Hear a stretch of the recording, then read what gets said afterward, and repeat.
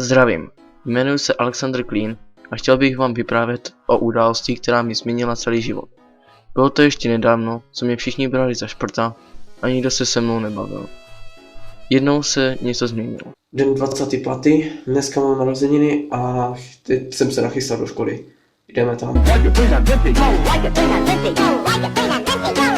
it's right across my head and why do I see? Sure as hell the peeping Tom is looking at me. So simply accident.